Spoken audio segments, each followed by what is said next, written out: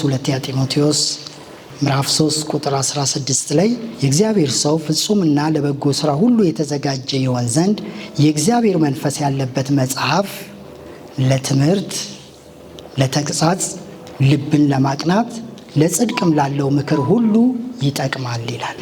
ምን ያለበት መጽሐፍ ይላል?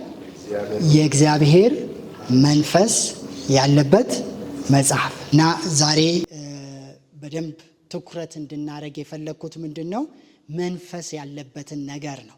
መንፈስ ስላለበት ነገር የእግዚአብሔር መንፈስ ያለበት መጽሐፍ። አሁን መጽሐፉ እነዚህን 3 ከዛ በኋላ የተነገሩትን ነገሮች የሚሰራልን ምን ስላለበት ነው? የእግዚአብሔር መንፈስ ስላለበት ነው። የእግዚአብሔር መንፈስ ያለበት መጽሐፍ ይልና ለትምህርት ይላል። እንግዲህ ትምህርት ብዙ ጊዜ ስናስብ ትምህርትን ከመንፈስ ቅዱስ ጋር ማያያዙ አሁን እየተራራቀ መጥቷል። ግን ትምህርትና መንፈስ ቅዱስ አብረው የሚሄዱ ነገሮች ናቸው። አስተማሪው መንፈስ ቅዱስ ነው። መጽሐፍ ቅዱስ ሲናገር ምን ብሎ ይናገራል? ያስተምራቸው ዘንድ ምንን ሰጣቸው ይላል? መልካሙን መንፈስ ሰጣቸው። አስተማሪው ማን ነው? መንፈስ ቅዱስ ነው። አስተማሪው ሰው ይፈልጋል። በአስተማሪዎች ይጠቀማል፣ በነቢያቶች ይጠቀማል፣ በአገልጋዮች ይጠቀማል፣ በተለያዩ ሰዎች አስተማሪው ይጠቀማል። ግን ዋናው አስተማሪ ግን ማን ነው? መንፈስ ቅዱስ ነው።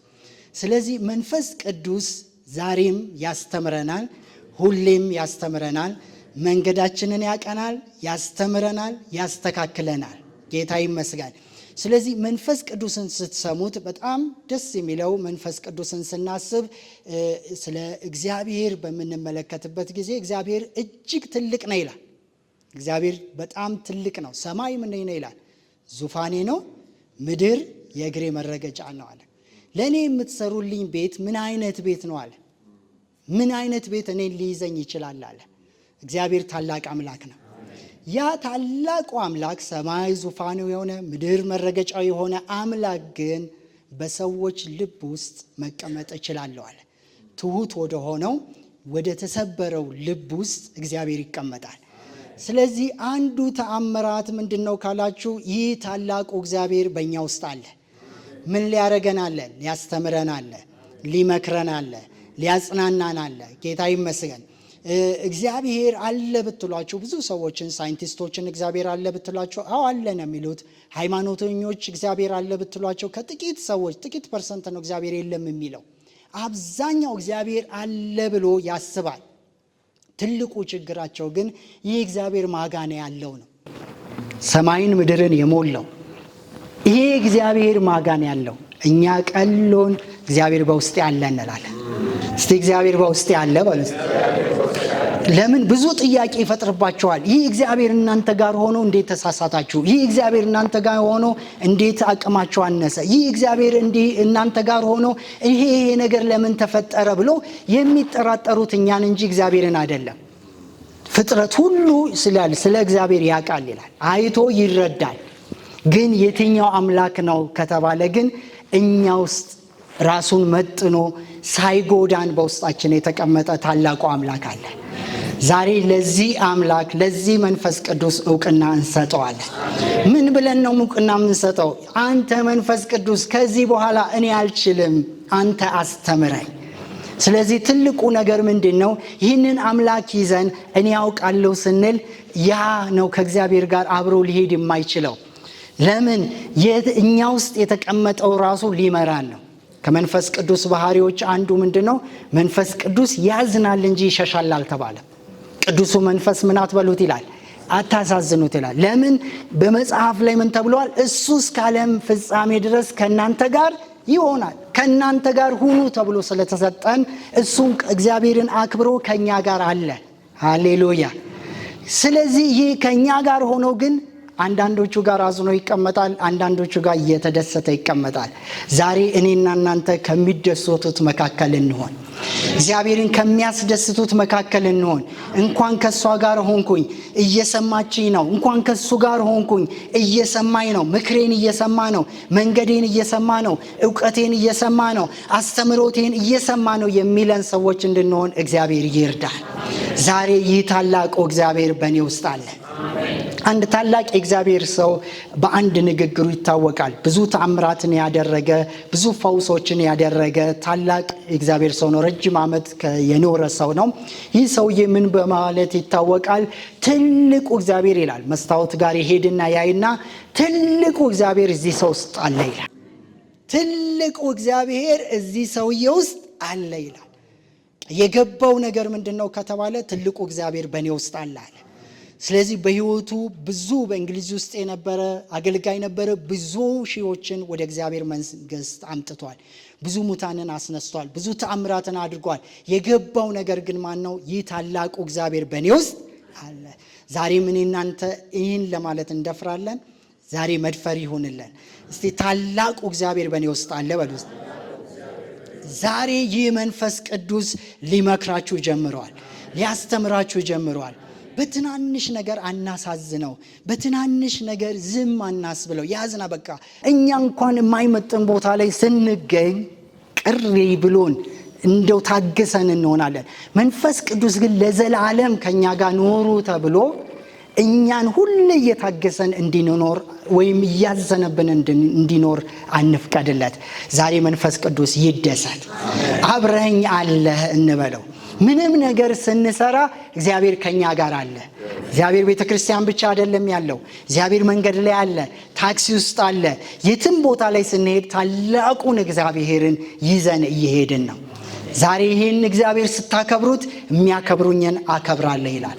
መንፈስ ቅዱስ ራሱ ምንድነው? ከአምላክ አንዱ ከስላሴዎች አንዱ የሥራው ድርሻው ሆኖ ነው አሁን ከኛ ጋር። ይሄ መንፈስ ቅዱስ ዘመን ይባላል። ከኛ ጋር አለ።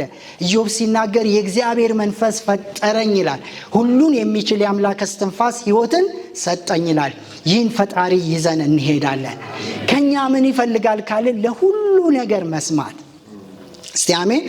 ብዙ ጊዜ መንፈስ ቅዱስን መስማት፣ እግዚአብሔርን መስማት ሲባል ሰው ትዝ የሚለው ትልልቅ ጉዳዮች ላይ ነው።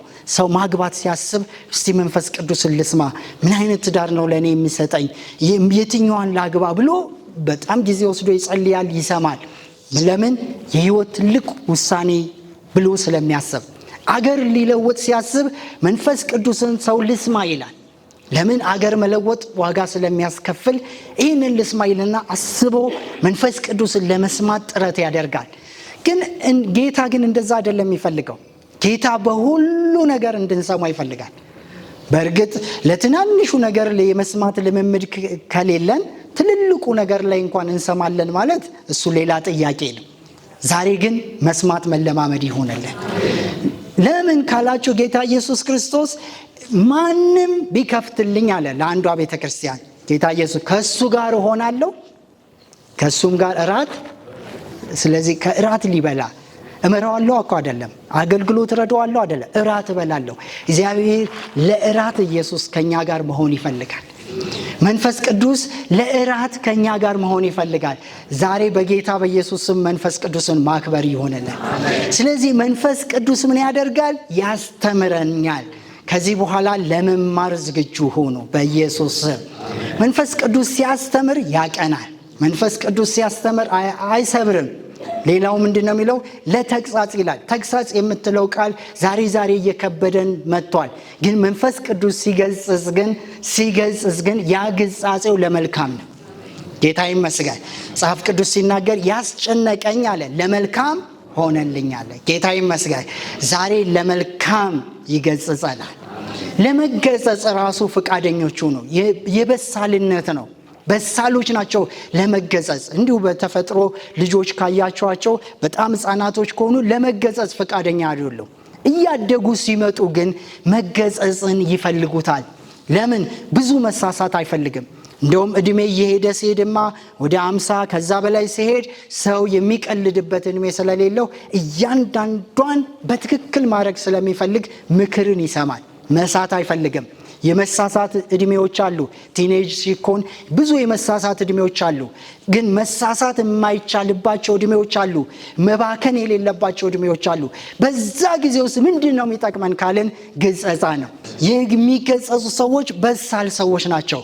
በቃሉ ምን ያደርጋቸዋል? ይገጽጻቸዋል ይላል። ይሄ መገጸጹ ምንድነው የሚያደርገን? መንገዱ ይሄ ነው፣ መስመሩ ይሄ ነው።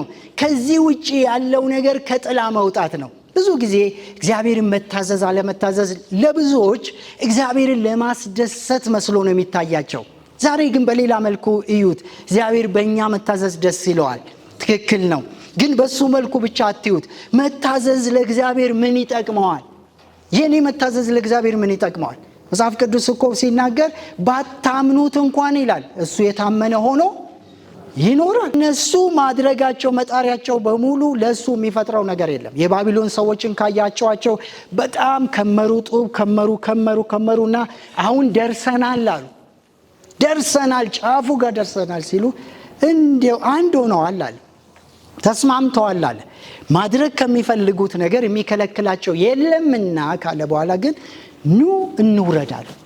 እነሱ ደረስን ያሉት፣ እግዚአብሔር ግን ሲጀምር ኑ ምን እንበል ደርሰውበት አይደለም። ምን ቢከምሩ ከዚህኛው ሰማይ አልፉ። ምን አለ? ኑ እንውረድ። ቋንቋቸው ምን እናርጋለን? እንደበላልቃለን። ቋንቋቸውን ወርዶ ነው ቋንቋቸውን ይደበላልቅ። እግዚአብሔር ጋር ምን ልላችሁ ፈልጌ ነው፣ መገጸጻችን ለኛ ጥቅም ነው እንጂ ለሱ ጥቅም አይደለም። የኔ መገጸጽ ለኔ ጥቅም ነው። ለምን ካላችሁ መገጸጻችሁ ጥላ ውስጥ ያስገባቸዋል። በዚህ ምድር ላይ ሁለት ጥላ አለ። በሞት ጥላ መካከል ይላል መዝሙር 23 ላይ። ከእንደገና ደግሞ በልዑል መጠጊያ የሚኖር ሁሉም በሚችል አምላክ ጥላ ውስጥ ያድራል ይላል። ሰው ከሁለቱ ጥላ አይወጣም። መገጸጻችን ወደ ልዑል ጥላ ያስገባናል። ልዑል ጥላ ውስጥ ስትሆኑ መቅሰፍት ወደ ቤታቸው አይገባም። መከራ ወደ እናንተ ቤት አይገባም። ችግር ወደ እናንተ ጋር አይገባም። ረጅምንም ዕድሜ አጠግባለሁ ማዳኔንም አሳያለሁ ብሎ ጥላው ይጠብቃቸዋል። በእኔ ተማምኗልና አስጥለዋለሁ፣ ስሜንም አውቋልና አጋርደዋለሁ። ይጠራኛል፣ እመልስለታለሁ። በመከራውም ጊዜ ከሱ ጋር እሆናለሁ፣ አድነዋለሁ፣ አከብረዋለሁ፣ ረጅምንም ዕድሜ አጠግባለሁ። ለምን? በእኔ ተማምኗልና። ምን ውስጥ ገብቷልና? ጥላ ውስጥ ገብቷልና። ስለዚህ መገጸጻችሁን ከዚህ መልኩ አስቡት። እግዚአብሔር ይገጽጸን፣ ምክር ባለበት ሐሳብ ይጸናል ይላል። ሲገጽጻችሁ ጥላ ውስጥ ትገባላችሁ። ሃሌሉያ። ምናልባት እግዚአብሔር በሞት ጥላ እንኳን ብትሄዱ እግዚአብሔር አይተዋችሁም። መዝሙረ ዳዊት ሲናገር በሞት ጥላ እንኳን ብሄድ አለ አንተ ከኔ ጋር ነህና ክፉን አልፈራም። ግን ከሞት ጥላ ከመሄድ ወደ እግዚአብሔር ጥላ ውስጥ መሄድ ይሆንላችሁ። መቅሰፍት ወደማያገኘው ህይወት ይሆንላችሁ። ስለዚህ መገጸጻችን ለምንድን ነው? ለመልካም ነው። መገጸጻችን ምንድነው? ጊዜያችን እንዳይባክን ነው። አለመታዘዝ ምንድነው የሚፈጥረው? ካለ እስራኤላውያኖች የአጭር ቀን የ12 ቀን መንገድ የ12 ቀን እህል ለመግዛት ከግብፅ ይመላለሱ ነበር። የ12 ቀን መንገድ ናት። 12 ቀን 40 ዓመት ፈጀባቸው። ከምን የተነሳ? 40 ዓመት ማለት ምንድነው? በእግር 12 ቀን የፈጀ 40 ዓመት ካለመታዘዛቸው የተነሳ ሁሉ በምድረ በዳ ቀሩ እያለ ይናገራል። እና ይህንን ሲናገር የዕብራውያን ጸሐፊ እንዲህ ብሎ ይለዋል። ዕብራውያን ምዕራፍ 3 ላይ ዛሬ ድምፁን ብትሰሙት ይላል በማስመረር እልከኛ አትሁኑ። የማንን ድምፅ? የመንፈስ ቅዱስን ድምፅ። ዛሬ የመንፈስ ቅዱስን ድምፅ መስማት ይሆንላችሁ። ሰምተው ያስመረሩት እነማን ነበሩ አሉ? ተጠቀሙ ይላል። እነሱ ካልተጠቀሙ ዛሬ መታዘዝ ይሆንልን። ልንሰማው የሚገባን ነገር ካለ በሕይወታችን ልናከብረው ካለ ማን ይሆንልን? መንፈስ ቅዱስ ይሆንልን። ዛሬ ልጆችሽ ከእግዚአብሔር የተማሩ ይሆናሉ ይልና የልጆችሽም ሰላም የበዛ ነው። የበዛ ሰላም ያገኛችሁ። ከምንድን ነው ሰላምን የፈታው? የተማራችሁት አስተማሪያችሁ ነው። ዛሬ መንፈስ ቅዱስ እናንተን ማስተማር ይጀምር። እስቲ መንፈስ ቅዱስ ያስተምረኝ በሉ እስቲ። መንፈስ ቅዱስ ያስተምራችሁ ለጥቅማችሁ ነው። እሱን ከምታስደስቱት ይልቅ እናንተ የምትጠቀሙት ይበልጣል። ስለዚህ መገጸጽን የማቹሪቲ ምልክት ነው። በቃ ስትገጸጹ ደስ ይበላችሁ። ስለዚህ እግዚአብሔር በሰዎች ሆኖ ሲገጽጻችሁ፣ እግዚአብሔር በአገልጋዮች ሆኖ ሲገጽጻችሁ፣ እንደውም እድለኛ ሆናችሁ ገጻጭ ካገኛችሁ ነው። እድለኛ ሆናችሁ ምን ካገኛችሁ ነው? ገጻስ ካገኛችሁ ነው። አንድ ሌላ የመጨረሻ ምን ብሎ ይናገራል? መንፈስ ቅዱስ ሲመጣ ልብን ያቀናል። በኢየሱስም ልባችን ይቅና። ልብ ማለት ምንድነው? መንገድ ነው፣ መስመር ነው፣ መሄጃ ነው። ልብ ማለት እንደምን እንደሆነ ታውቃላችሁ? አቲቲዩድ ነው። አንድን ነገር የምታስቡበት አቅጣጫ ነው። ሰው ብዙ አይነት ነገር ሊያስብ ይችላል። አቲቲዩዱ ከተበላሸ ግን የሚያደርገው የተበላሸ ነው። እንዲሁ በአጭር ማስረጃ ልንገራችሁ። ለምሳሌ የምናረገውና ውስጥ አለመገናኘት። ልብ ሲቀና ሞቲቭ መቅናት፣ የውስጥ አስተሳሰብ መቅናት ነው። መጽሐፍ ቅዱስ ላይ ለምሳሌ እንደ ይሁዳን ካየነው ይሁዳ ጌታ ባያገኘው ኖሮ የይሁዳ መጥፎነት የሚያቀሰው አለ? ይሁዳ ተብሎ ማን ይናገረዋል? ለምን? እንደውም ከሌላ ጊዜ ምናልባት የዛን ቀን የተሻለ ኢየሱስን መጥቶ ቅፍ አድርጎ ሳማ። እንደውም እናንተ አልሰማችሁኝም ማንሳመኝ ሊያስብል ይችላል። ይሁዳ እኮ መጥቶ ቅፍ አድርጎ ሳመኝ ሊያስብል ይችላል። እዛ ደረጃ ነው ውጭውን የሰራው። ልብ ሲቀና ግን ውስጥ ይቀናል። ኢየሱስ ነው በመሳም አሳልፈ ትሰጠኛለህ አለ። ሰዎች ብዙ ነገር መጥፎ ነገር በመጥፎ የሆኑ ነገሮችን ከጥሩ አስተሳሰብ መጥፎ ነገር ሊሰሩ ይችላሉ። ከጥሩ አስተሳሰብ ተነስተው የሚያደርጉት ግን መጥፎ ሊያጋጥም ይችላል። ጥሩ ነገር ደግሞ ከመጥፎ አስተሳሰብ ተነስቶ ሊደረግ ይችላል። ልቡ የቀና ሰው ግን ጥሩ ነገር በጥሩ አስተሳሰብ የሚሰራ ሰው ነው። መጽሐፍ ቅዱስ እንደሚናገረው የአፌ ቃልና አለ የልቤ ሐሳብ በፊት ያማረ ይሁን። ለምን? እግዚአብሔር ፊትን ብቻ ሳይሆን ልብንም ያያል። ዛሬ ልባችሁ መቅናት ይሆንላችሁ። ለሰው ፊት ብቻ ሳይሆን ሁሉም ጋር አንድ አይነት ሰው። እኛ ደግሞ አበሾች ብዙ ይሉኝታ ስላለብን ከበባ ስላለብን ሰው አየኝ አላየኝ ብለን የምናደርገው የኛ መንፈሳዊ ነገር የኛን መንፈሳዊ ኳሊቲ አያሳይም። ማንም በሌለ ጊዜ እንዴት ነው የምናስበው? ዛሬ የልባችሁ ቀና ሲሆን መልአክ ያየኛል ትላላችሁ፣ እግዚአብሔር ያየኛል ትላላችሁ። ዛሬ ፈሪሃ እግዚአብሔር ያገኛችሁ። ልቡ የቀና ሰው ፈሪሃ እግዚአብሔር የሞላበት ሰው ነው። ዛሬ እውነተኛ ፈሪሃ እግዚአብሔር እኛ ጋር ይሁን። ሰውንም ፈርተን መጥፎ ነገር አንናገርም። ሰውንም ፈርተን ከመስመር አንወጣም። ምን አለ? ከእናንተ ይልቅ አለ እግዚአብሔርን ልንታዘዝ ይገባናል። እስቲ ከሰው ይልቅ በሉ። እስቲ እግዚአብሔርን ልታዘዝ ይገባኛል። ይሄ መንፈስ ቅዱስ ሲያስተምራችሁ ምን ያደርገዋል? ልባችሁን ያቀነዋል። እግዚአብሔር ይባርካችሁ። በጌታ በኢየሱስ ስም ተባረኩ።